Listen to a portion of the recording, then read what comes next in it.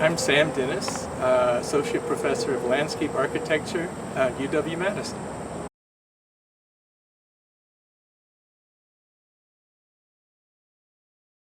There was this one kid, a sixth grader, who was not performing very well in the classroom.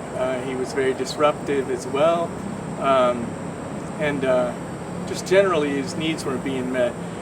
Once the garden started, he found that environment to be a place where he could excel, where he could be a leader, where he could demonstrate his mastery and teach other kids too. So any kind of physical work, bring in the mulch, move the soil, he volunteered for. And he would say that even during the early morning when he's in the class, he's just thinking about spending time in the garden. He's that attached. And it's important that all kids have a place where they can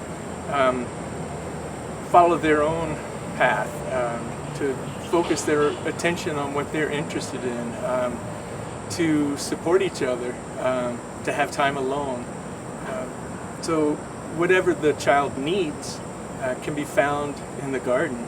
I think anyone that's worked with kids in a garden has multiple stories about that one kid that one day that spent the whole time looking at this one plant or at this one area of the garden, or spent the whole time watering, probably overwatering.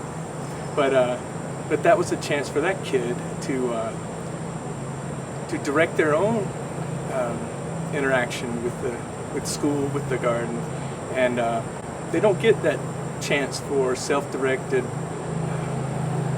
sustained focus anywhere else. Not in a playground, not on the sports fields. The garden's really unique that way.